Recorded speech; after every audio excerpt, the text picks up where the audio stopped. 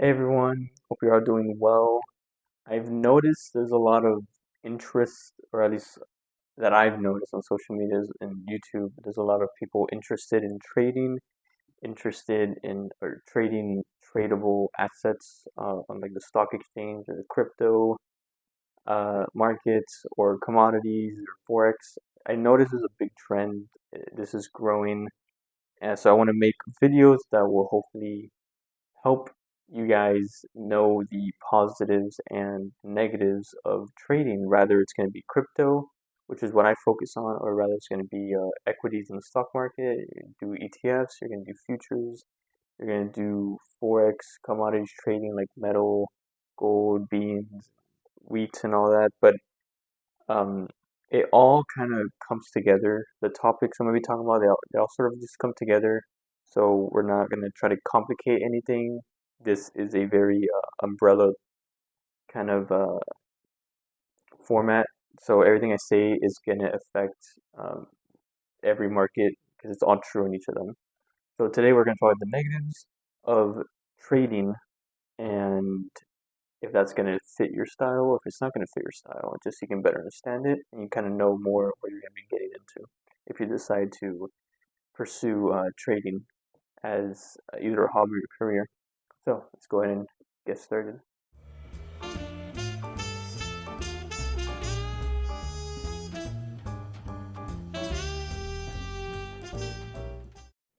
So in the world of trading, again, it doesn't matter if you're doing crypto, equities, ETFs, forex, it doesn't matter.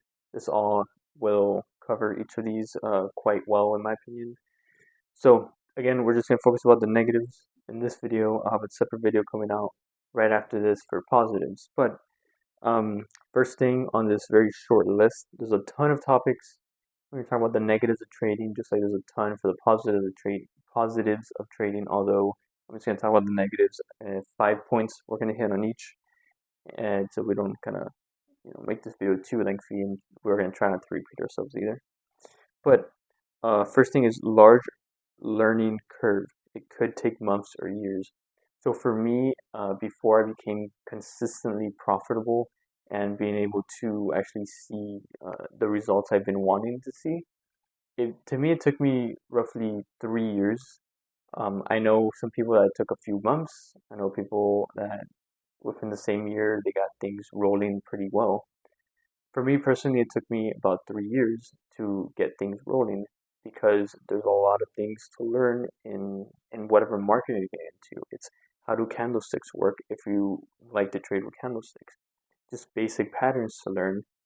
Um, so, support resistances, how to confirm if a trend is the trend you're actually looking at. There's a lot of numbers, so percentage wise. So, what kind of percentage you should be using on your trades 1, 2, 3% to trade with, depending on the asset class, how your strategy is going to tie into that. There's also understanding economic news. So, how interest rates affect the specific asset or asset class you're going to be focusing on, because interest rates is a big topic right now. But there's also um, learning volume, learning how the markets are affected during the open market or the opening of the market towards the close of the market if you're not trading crypto. And then there's also geopolitical events, how that affects your trading, and so much more. There's a lot of things to learn and how that's going to affect it. If whatever you're trading produces a product, how their earnings may affect the, the stock price or the asset price or NAV, net asset value. So there's a lot to learn. It can take a very long time. So when people jump into trading right away and expect like day one, day two, within the same week of starting to be where they want to be, they're going to be very disappointed. Those are very high expectations. You, the correct way to approach trading is understanding that you don't know anything, and even after having 5 to 10 years of experience, you you won't really know as much as you think you will either. There's a large learning curve. You're always learning. So approach it understanding that there's a lot to learn and there's a lot of terms and visuals you need to learn as well. Either way, discovering the right market and asset groups. So I like crypto personally because I understand it. I feel like when I trade crypto, the way interest rates fluctuate, I can kind of combine that together a lot better with my whatever cryptos I'm looking at the charts, how geopolitical events affects it, and as well as how GDP reports affects crypto, and then in my opinion, the uh, trends that you'll see. There's a lot of like head and shoulders, reverse heads and shoulders, support lines, multi-week long support lines, and resistances, and a lot of moving averages. I feel like in crypto, they're respected a lot more. I feel like I can just piece things together a lot easier. Um, although that may not be true for other people. For other people, they think stocks or they believe stocks is easier for them. Forex, um, commodities, trading metals or grains and trading futures as well. It all just depends on the person. I just like crypto. That's what I focus on. Although sometimes I do dabble in stocks, crypto mining companies. Although you just gotta find the market that fits you, and that's what part of the learning curve comes in. As you're learning, you should also be, or the beginning stage of the learning curve, you should also be um, exploring other markets. Give everything a shot. Do paper trading, which is simulation trading. So you don't have to risk real money if you want to try Forex. Go to a Forex trading website that lets you do simulation trading. It's quite important to test each market, see which one fits your style, and test them for extended periods of time. Understand that you're going to lose a lot of money off the bat, but it's all part of understanding the bigger picture of how markets work and then what markets work best for you as an individual. Of course, it's my opinion. There's FOMO, which is fear of missing out. Um, the psychology is a really huge part of trading. A lot of people understand that, although fail to execute their trades, specifically focused on the psychology of it. So if you know you can see an uptrend on a specific chart, and then it kind of goes down, and it looks like it went down a decent amount. And a lot of people just take the trade, they'll buy into it, expecting it to go up because it fell. Although your RSI or your moving averages, or if you like to use MACD, or if there's a support line a little bit further down, but you have the fear of missing out that it's going to jump up from here, even though everything else is telling you that no, it looks like it can continue falling another 2 to 5% before it's a good time to start buying or a good time to start your averaging in process. Fear of missing out is massive. Everyone falls into it, especially when news medias are publishing videos and articles on, buy now because this is going to happen, or buy now because they're just trying to manipulate people. Focus on the charts. Don't let the fear of missing out drive you into making a bad trade. It's just it's tough though. It is a lot easier said than done. FOMO is it's out there. It's very common, and we're all gonna go through it. It's just it's tough. That one's you really gotta like have a lot of self control, and then of course learn from your mistakes, or at least understand what the charts are telling you, what earnings reports are telling you, GDP reports, inflation reports, and just make a solid trading plan instead of just you know seeing a price dip and then having fear missing out that's going to go up. So you buy into it, and it continues dipping, although it's very obvious that it's going to continue to fall. But either way, losses can grow rapidly. Um, Stop losses are a really big topic in trading. For example, if you're trading with 10,000 and you don't want to risk more than 1%, so $100, or not risk 100 bucks of the 10,000, but I mean you don't want to lose more than 100 on a specific trade.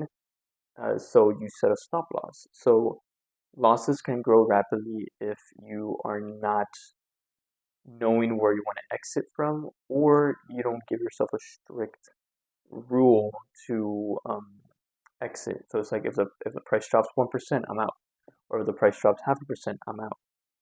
You can set a stop loss; it'll do it automatically, or if you don't, it's gonna go down to like 0.5% or 1%, whatever your take loss should be, or your cut losses should be. And you see it there, and you're like, no, it could probably go up, and then you're just you're putting all this weight on your shoulders that you probably can't carry, and then the price ticks down. You're more like, no, it's going to go back up, and then it ticks down so much past your cut losses, where then you're just being hopeful at that point. If you don't have a solid cut loss time, price, or percentage or whatever, it's just being hopeful at that point. You're just hoping the price goes up instead of just getting out, reevaluating the chart, taking a step back, going back in, and then continuing another trade from there instead of just being hopeful, because you're just tying that money into a potentially an asset that's going to keep dropping in price and lose even more money, like a ton more, or never recover, and you have like the 10,000 you were trading with, for example, just locked up for an extended period of time, possibly even forever. Just get out, go to something else. It's just losses can grow rapidly. You can lose a lot if you don't have a strict rule you set yourself to get out. Finally, here we have your preferred market may not be in line with your schedule or trading style.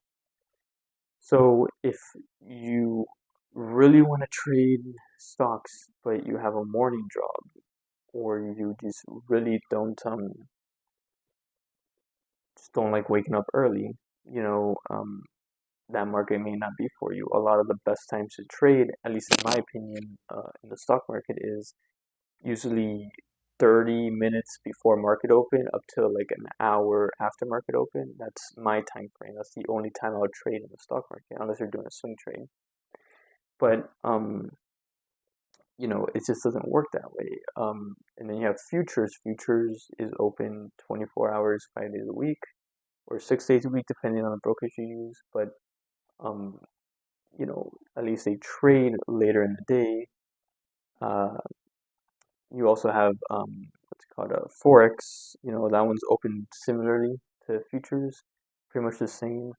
Although that is the most highly liquid market there is. Also, a lot of people around the world like forex because it's easier to get in and out. There's a lot more consistency in structures of price trends. Uh, than futures, at least in my opinion, and some other people will say so as well, and some people would deny it. But of course, this is where discovering each asset class and making your own opinion on it, it's part of the learning curve. So it's finding the right market that fits your time schedule, your preferred, wake up time, or if you only like to trade at night, you like to stay up late and trade instead of waking up early, or if you prefer to wake up early and not stay up late. It's all part of the learning curve. This is why it's important to experience each market, give them a good amount of time to test, like do 1 to 3 months minimum on each market, and really like take down notes to see how you feel, see if this works for you. And of course, get that strategy or your preferred strategy is a ton. Hopefully soon I make a video on my strategy. Maybe it's a strategy that a lot of you will resonate with. But yeah, these are just 5 points on the negatives of trading. So how this can hurt you, right? So hopefully this made sense. Hopefully a lot of you that are getting into trading, or maybe you've been trading for a while and don't, or just continue to see negative results, maybe this video kind of helped you or steer you in the right direction, or maybe maybe cause you to think of something you haven't thought before to improve your trading. But trading could hurt you a lot financially if you don't have the self control. If you haven't explored our market, there's a lot of people that um, spend a long time on one market and never experience another, and potentially experiencing this other market could have better the result. It's a very personalized thing. Trading isn't a one-way street. You can go anywhere. It's just whatever road fits your style the best. Again, hopefully this made sense to you, and I hope everyone has a great day.